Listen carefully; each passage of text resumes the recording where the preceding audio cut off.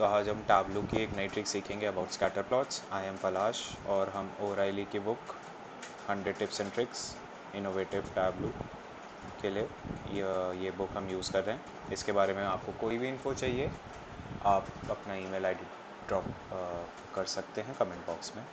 सो इसके chapter number 22 से हम स्टार्ट करेंगे, जो कि आपको मिलता है 105 पेज नंबर पे।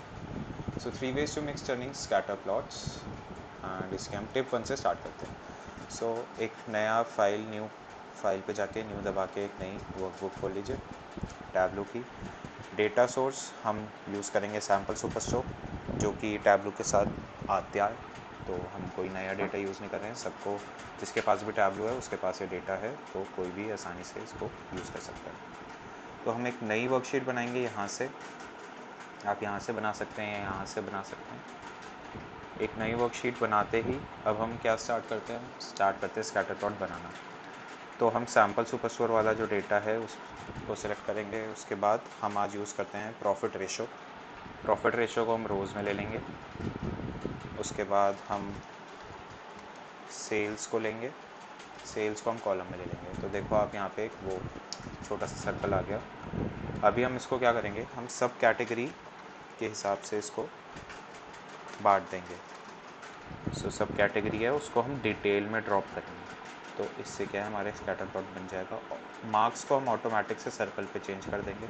तो देखो अभी एक आपका बहुत छोटा सा बन गया है स्कैटर प्लॉट। आप इसको थोड़ा और वैरायटी दे सकते हो, कैसे कि कैटेगरी को लेके कलर में ड्रॉप करवा दिया, तो आपको 3 कैटेगरी का अलग अलग दिख रहा है। तो आप इससे क्या इन्फर कर सकते हो कि मैं इसको इंटायर व्यू करता हूँ, आप इससे इन्फर कर सकते हो कि देखो टेक्नोलॉजी की सेल्स ज़्यादा है, उसका प्रॉफिट भी ठीक ठाक है। बट हम यहाँ देखें कि फर्नीचर में जो टेबल्स हैं वो लॉस दे रही हैं, पर सेल्स ज़्यादा है। यहाँ पे लॉस मिल रहा है पर सेल्स भी कम है। तो ये सब आप इससे चेक कर सकते हो। इसको और अच्छा बनाने के लिए और सही बनाने के लिए, जैसे अब आप देखिए इसमें गड़बड़ क्या होती है। अगर मैं साइज़ बढ़ाता हूँ थोड़ा, जैसे अभी ये छोटा है, तो मेरी साइज़ बढ़ाते ही ये ओवरलैपिंग चालू हो जाती है। और अभी तो ये डेटा पॉइंट्स बहुत कम है, इसलिए ओवरलैपिंग हो नहीं रही है इतनी।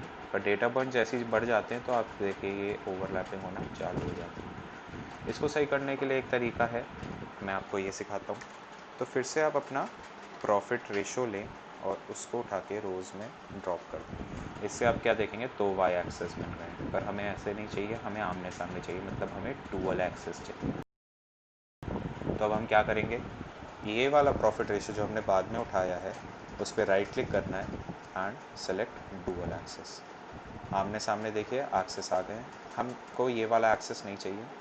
तो हम क्या करेंगे, इस पर राइट क्लिक करेंगे एंड शो हेडर को अनचेक कर देंगे। अब इसके बाद क्या होता है कि जैसे यहाँ पे तो सिंक्रोनाइज्ड हैं एक्सेस, बट बहुत बार सिंक्रोनाइज्ड नहीं होते हैं। तो हम क्या करेंगे, किसी भी वाई एक्सेस को या तो वहाँ वाले को करते हैं या यहाँ वाले को राइट क्लिक करना है और सिंक्रोनाइज एक्सेस का ऑप्शन जो है वो क्लिक कर दें। तो देखिए अभी इसमें कोई चेंज नहीं हुआ, पर बहुत बार आपको आगे दिखेगा वीडियोस में कि सिंक्रोनाइज एक्सेस करने पे कुछ ना कुछ चेंज आता है। तो अभी ये चीज़ हो गई है, अभी आपका स्कैटर प्लॉट बन गया है। बट देखो ओवरलैपिंग से बचने का मैं तरीका बताता हूँ आपको। तो अब हमारे पास ये देखिए मार्क्स में क्या क्या आ गया है, एक प्रॉफिट रेशो ये वाला, एक प्रॉफिट रेशो ये वाला।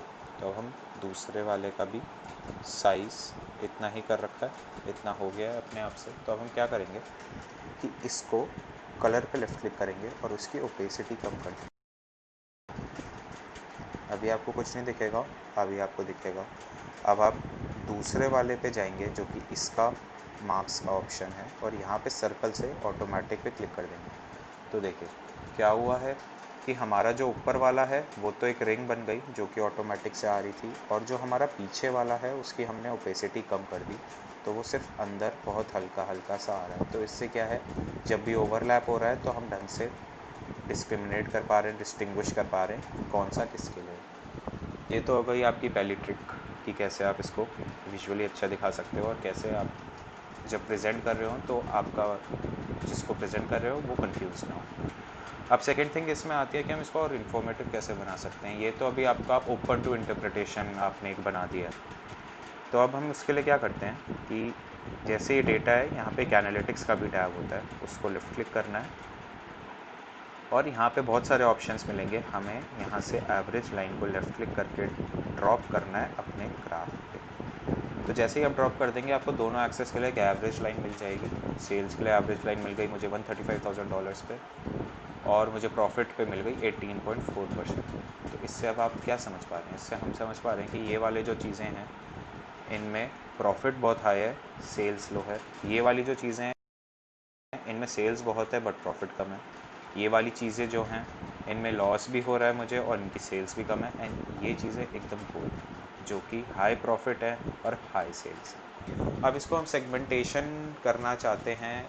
जैसे मैंने आपको ये समझाया, आप क्या चाहते हो कि आपके व्यूअर को ये अपने आप समझ आ जाए। तो उसके लिए मैं आपको एक ट्रिक बताता हूँ। उसके लिए पहले आपको क्या करना है कि आपको एक क्रिएटेड फील्ड बनानी होगी। अब ये कैसे बनेगी? आप डेटा में जाएं, फिर से वाइट स्पेस आपको जहाँ दिखे तो वहाँ राइट क्लिक कर दो आप, और जैसे यहाँ पे वाइट स्पेस है, यहाँ पे क्रिएट कैलकुलेटेड फील्ड का ऑप्शन आ जाएगा। इसमें मैं इसका नाम देना चाहूँगा सेगमेंटेशन, ठीक है।